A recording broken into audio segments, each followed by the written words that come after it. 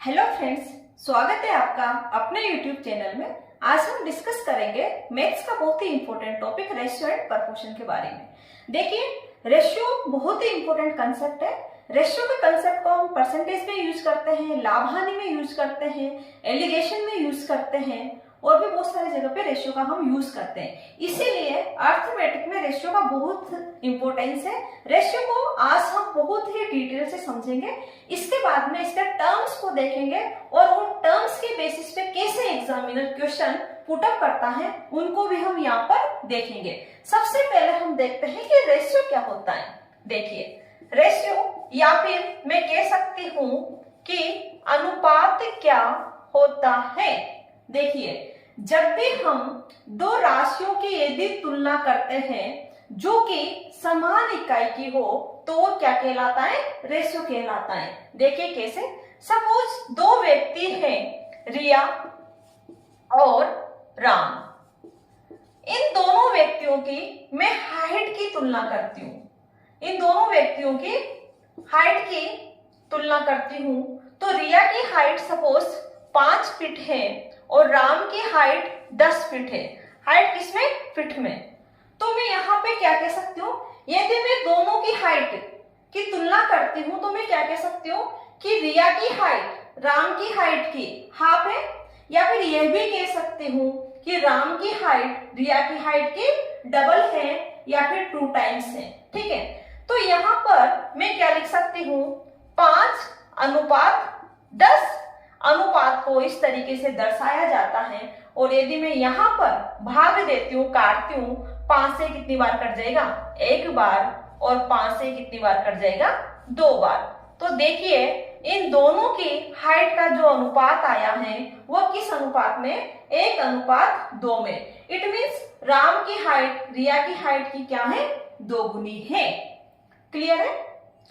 देखिए, यहाँ पर ये समान इकाई होती है, यहाँ पे फीट है, तो मैं ऐसे भी कह सकती हूँ कि 5 फीट बटे 10 फीट। फीट से फीट कट जाएगा और 5 से 1 बार और 5 से 10 2 बार। तो कितना आता है? 1:2। इसीलिए जब हम अनुपात को मानते हैं, सपोज हम यहाँ पे माना कि अनुपात x है, तो 1 को भी किससे गुणा करते हैं? x से। और 2 को भी किससे गुणा करते हैं? x से। वह इसीलिए एक इकाई से गुणा करते हैं क्योंकि अनुपात हमेशा किसमें होता है? समान इकाई में होता है। Is that clear? चलिए, अब हम देखते हैं समानुपात या फिर प्रपोर्शन क्या होता है। देखिए, समानुपात क्या होता है? जब भी दो अनुपात आपस में समान हो तो उसे क्या कहते हैं? समानुपात कहते हैं। प्रपोर्शन या फिर समानुपात। देखो, नाम से ही पता चल रहा है, समान प्लस अनुपात, समानुपात। जब भी दो अनुपात आपस में समान हो तो उसे क्या कहते हैं? समानुपात कहते हैं। जैसे मैं लिखूं 3:5, ठीक है, और मैं लिख देती हूं 6:10। क्या ये दोनों अनुपात आपस में समान है?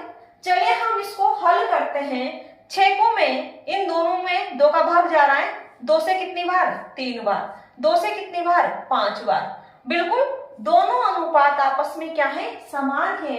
इसीलिए मैं क्या कह सकती हूँ कि 3:5 प्रपोर्शन 6:10। जब भी दो अनुपात आपस में समान हो उसको हम क्या कहते हैं? समानुपात कहते हैं। चलिए इसको हम सिंबलाइज कर लेते हैं। सपोज A:B बराबर C:D। तो प्रपोर्शन में हम क्या लिखेंगे? प्रपोर्शन में हम यहाँ पे इस तरीके से 4 डॉट से इसको सिंबलाइज करते हैं या फिर इसको दर्शाते हैं। तो समानुपात के केस में क्या होता है? जो बाहर वाली राशियां हैं इनका गुणनफल अंदर वाली राशियों के गुणनफल के बराबर होता है। कैसे? A:D बराबर B:C। अगर 4 राशियां A B C D समानुपात में हैं तो इनका बाहर वालों का गुणनफल A × D किसके बराबर होगा? B × C के बराबर होगा। चलिए हम देखेंगे इसके बेसिस पर एग्जाम में कैसे क्वेश्चन पूछा गया।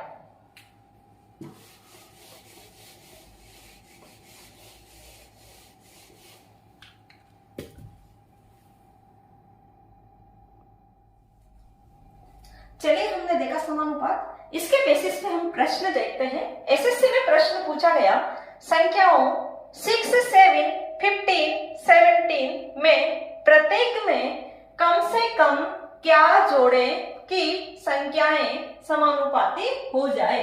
तो देखिए हम कैसे करेंगे। हमारे पास संख्याएं क्या दी हुई है, 6, 7, 15, 17। अब हम देखेंगे कि इनमें हम क्या जोड़े। कम से कम कहा है तो सबसे पहले हम छोटी संख्या जोड़कर देखेंगे। सबसे छोटी संख्या कौन सी है, 3। चले हम 3 जोड़ते हैं। 6 में हमने क्या जोड़ा, 3, तो कितना हो जाएगा 9। 7 में 3 जोड़िए, कितना हो जाएगा 10। 15 में 3 जोड़िए, कितना हो जाएगा 18। और 17 में 3 जोड़िए, कितना हो जाएगा 20। अब इनका अनुपात देखिए, क्या इन दोनों का अनुपात इन दोनों संख्याओं के अनुपात के बराबर है क्या। इसको 2 से काट दीजिए 9 बार, इसको 2 से काट दीजिए कितनी बार, 10 बार। हमने देखा 9:10 किसके बराबर, ये भी क्या आ गया 9:10। तो दोनों का अनुपात आपस में क्या है, बराबर। तो इसमें यदि हम 3 जोड़े तो ये किसमें आ जाएगी, समानुपात। यहाँ पे हमसे कम पूछा था, तो सबसे पहले हमने सबसे छोटी संख्या जोड़ी। सपोज 3 से आंसर नहीं आता तो हम 4 जोड़ के देखते। 4 जोड़ के देख लो, 6 में 4 जोड़ोगे 10, 7 में 4 जोड़ोगे 11, 15 में 4 जोड़ेंगे 19 और 17 में 4 जोड़ेंगे 21। क्या इन दोनों का अनुपात इन दोनों के अनुपात के बराबर है क्या। क्या ये कट रहा है, नहीं कट रहा। इन दोनों का अनुपात इनके बराबर नहीं है, तो यदि हम 4 जोड़े तो ये समानुपात में नहीं आएंगे। चूंकि यहाँ पे हमसे कम पूछा गया था, इसीलिए हम ऑप्शन में से सबसे पहले कौन सी संख्या उठाएंगे, सबसे छोटी। अगर हमसे पूछा जाता ज्यादा से ज्यादा तो हम ऑप्शन में से सबसे पहले कौन सी संख्या उठाएंगे, सबसे बड़ी संख्या उठाएंगे और हम प्लस करके चेक करके देखेंगे क्या पहले 2 का अनुपात लास्ट 2 की संख्याओं के अनुपात के बराबर आ रहा है क्या। यदि बराबर आ रहा हो तो संख्या क्या हो जाएगी, समानुपाती हो जाएगी।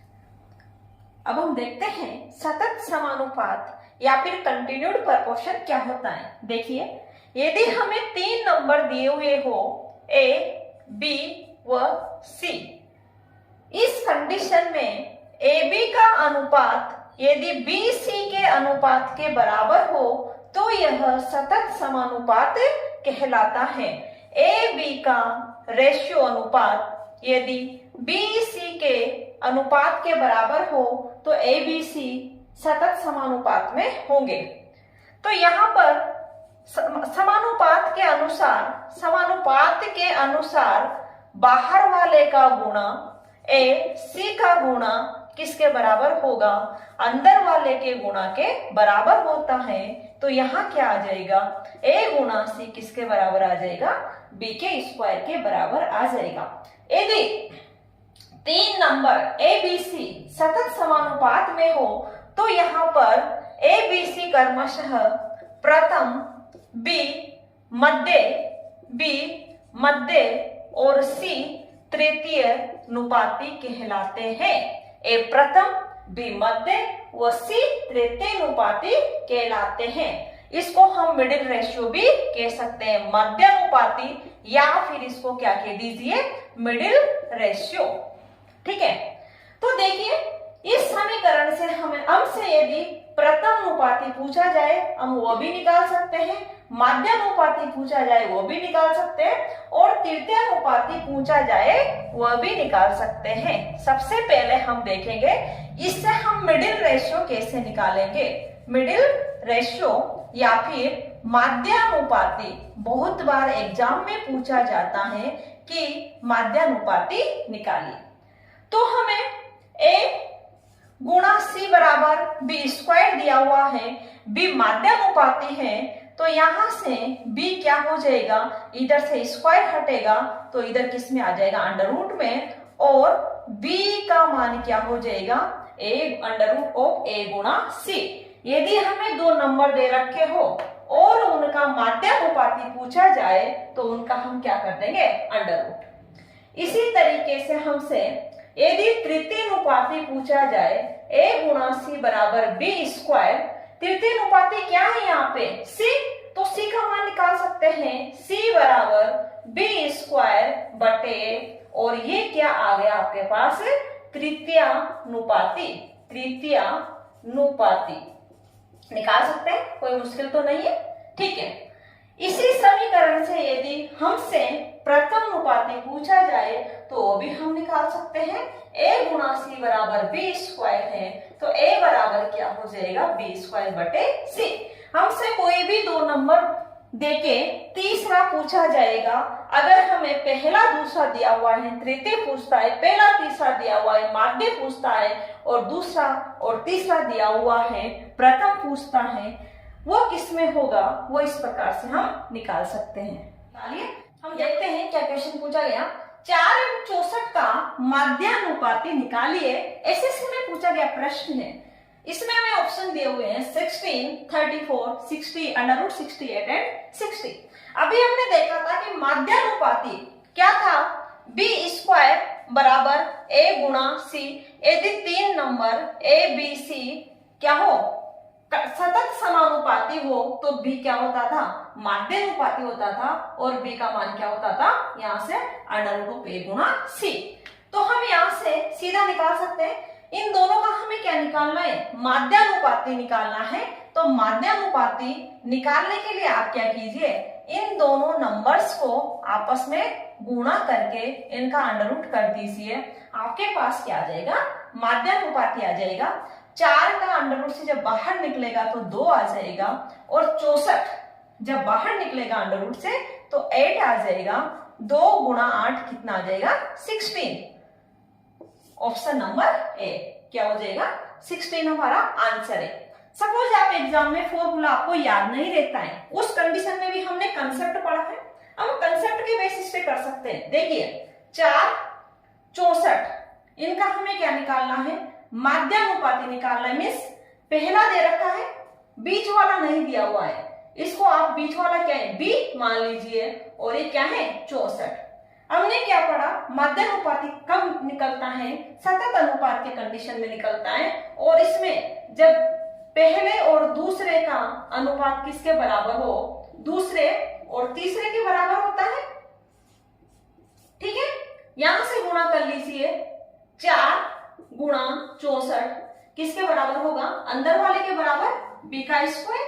यहां से निकालिए, स्क्वायर हटेगा यहां से, तो 4 गुणा 64, और वही आपका आंसर आ जाएगा। 4 को बाहर निकालिए अंडर रूट से तो 2, और 64 का बाहर क्या निकल जाएगा, 8। तो यहां से आंसर आ जाएगा 2 गुणा 8 16। तो देखिए जरूरी नहीं है कि हमें हमेशा फॉर्मूला याद रहे, अगर आपके कंसेप्ट स्ट्रोंग है तो आपको डरने की कोई जरूरत नहीं है, और आप हमेशा अपना प्रश्न सही कर सकते हैं। अगला प्रश्न देखते हैं जो किस पर पूछा गया, हमसे तृतीयानुपाती के बेस पर पूछा गया। तो तृतीयानुपाती क्या होता है, हमने अभी पढ़ा कि जब a b c कंटिन्यूड सतत समानुपाती हो तो b का स्क्वायर a गुणा c के बराबर होता है, और c क्या है हमारा तृतीय समानुपाती, तो c का मान क्या होता है, b स्क्वायर बटे a। हम लिख सकते हैं, हमसे तृतीयानुपाती पूछा गया, मतलब हमें a दे रखा है 16, b 24 दे रखा है, और हमें c नहीं दिया हुआ है। तो c का मान यहां से ये हो जाएगा, ये क्या हो जाएगा b, तो c का मान क्या हो जाएगा, b का स्क्वायर। c का मान क्या हो जाएगा, 24 का स्क्वायर बटे 16। देखिए 24 गुणा 24, ठीक है, 16 से डिवाइड कर दीजिए, 4 से 4 बार, 4 से 6 बार, 4 से कितनी बार 6, 6 गुणा 6 कितना आ जाएगा 36। निकाल सकते हैं, इसको रखने की भी कोई जरूरत नहीं है। आपसे क्या पूछा गया, आपसे पूछा गया तृतीय अनुपाती, तो देखिए कैसे निकालेंगे, 16 24 क्या पूछा गया, तृतीय पूछा गया। आपको पता है तृतीय अनुपाती सतत समानुपाती पे है, जब a b, जब 16 और 24 का अनुपात किसके बराबर होगा, 24 और x के अनुपात के बराबर होगा। ठीक है, तो उस कंडीशन में हम हमें इसका तृतीयानुपाती निकालना है। हमने तृतीयानुपाती क्या मान लिया, x। हम इसको ऐसा ही लिखते हैं, ठीक है।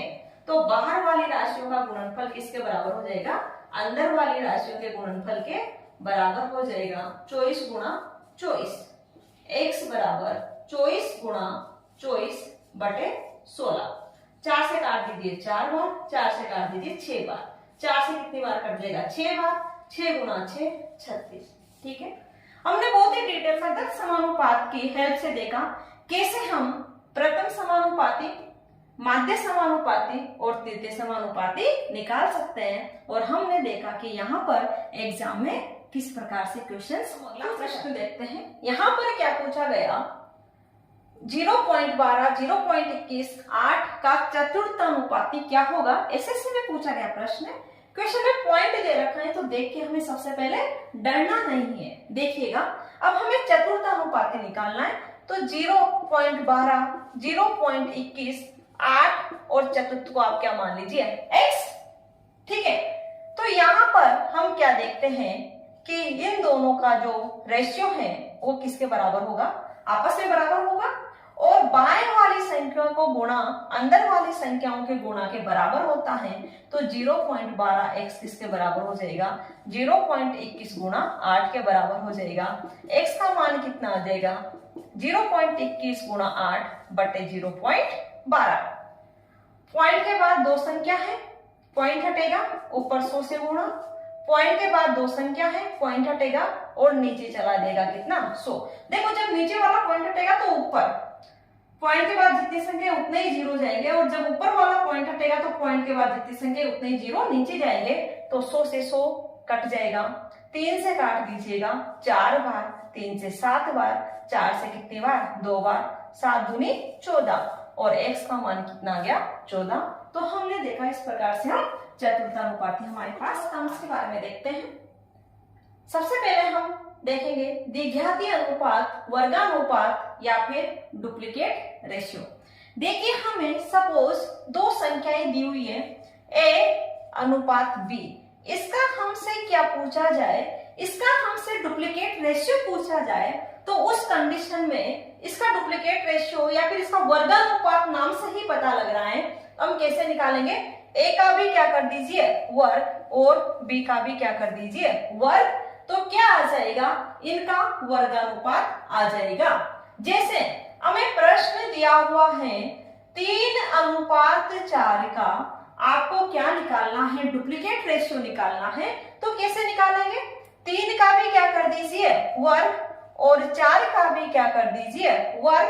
3 का वर्ग कितना हो जाएगा 6, और 4 का वर्ग, 3 का वर्ग कितना हो जाएगा 9, और 4 का वर्ग कितना हो जाएगा 16। तो इस प्रकार से हम क्या निकाल सकते हैं, वर्ग करके वर्गानुपात निकाल सकते हैं। यदि हमें दो राशियों का अनुपात दिया हुआ हो, 2 हो सकती है राशि, 3 हो सकती है, कितने भी हो हम निकाल सकते हैं। जितनी भी राशि में दी गई हो उनका क्या कर दीजिए, सिंपल सी बात है, वर्ग कर दीजिए।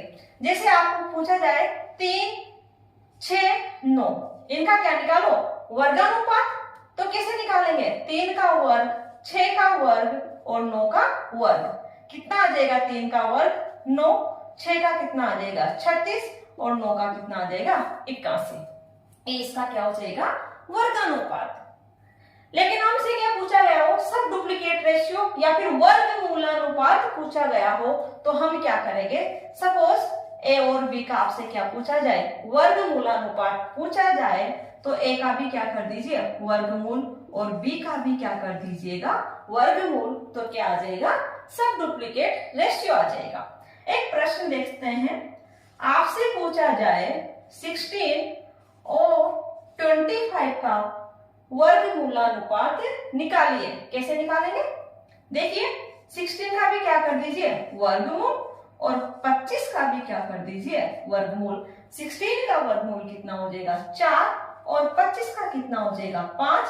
तो क्या आ जाएगा 16 और 25 का वर्गमूलानुपात क्या आ जाएगा 4:5। यदि हमसे पूछा जाए ट्रिप्लिकेट रेशियो या फिर घनानुपात, तो हम कैसे निकालेंगे, हमें दिया हुआ है a और b, इनका घनानुपात क्या होगा, a का भी क्यूब कर दीजिए और b का भी क्या कर दीजिएगा क्यूब। प्रश्न देखते हैं। सपोज आपको दिया हुआ है 4:5, इनका आपको ट्रिप्लिकेट रेशियो निकालना है, तो कैसे निकालेंगे? देखिए 4 का भी क्या कर दीजिए क्यूब और 5 का भी क्या कर दीजिएगा क्यूब। 4 का क्यूब कितना होगा 64 और 5 का क्यूब कितना होगा 125। तो सिंपल सी बात है, यदि हमसे ट्रिप्लिकेट रेशियो पूछा जाता है तो उनका आप क्या कर दीजिएगा क्यूब सब ट्रिप्लिकेट रेशियो या घनमूलानुपात। देखिए हमें दे रखा हो A अनुपात B, इनका घनमूलानुपात निकालेंगे तो क्या करेंगे, A का भी क्या कर दीजिएगा क्यूब रूट और B का भी आप क्या कर दीजिए क्यूब रूट, तो क्या आ जाएगा उनका घनमूलानुपात आ जाएगा। चलिए हम प्रश्न देखते हैं। आपसे पूछा जाए 64:729, इसका आपको घनमूलानुपात निकालना है, तो कैसे निकालेंगे? 64 का भी आपको जो भी दे रखा हो उसको आपको क्या निकालना है क्यूब रूट या फिर घनमूल। तो 64 का भी क्या निकालना है क्यूब रूट और 729 का भी आपको क्या निकालना है क्यूब रूट निकालना है। 64 का घनमूल कितना होता है 4 और 729 का घनमूल कितना होता है 9। तो देखिए इसका घनमूलानुपात हमारे पास क्या आ जाएगा 4:9 आ जाएगा। नेक्स्ट देखते हैं, हमसे क्या पूछा जाए, इनवर्स रेशियो पूछा जाए, व्युत्क्रमानुपात या फिर विलोमानुपात पूछा जाए तो हम कैसे निकालेंगे? सपोज हमें A और B इनका व्युत्क्रमानुपात पूछा जाए तो क्या हो जाएगा 1/A रेशियो 1/B। एग्जाम्पल लेते हैं 3:4, इसका इनवर्स रेशियो 1/3 1/4। ठीक है, ये क्या हो जाएगा आपको पता है, इसको दोनों साइड 12 से गुणा कर देंगे तो किस में आ जाएगा है 4:3 में आ जाएगा। आगे आने वाले क्लासेस में हम इनको ट्रिक्स से देखेंगे और बहुत सारे ऐसे प्रश्न करेंगे जो कि एग्जाम में पूछे गए। धन्यवाद आज की क्लास के लिए, और कमेंट सेशन में जरूर बताइएगा कि आज का हमारा सेशन कैसा लगा। लाइक और सब्सक्राइब जरूर करें चैनल को। Thank you.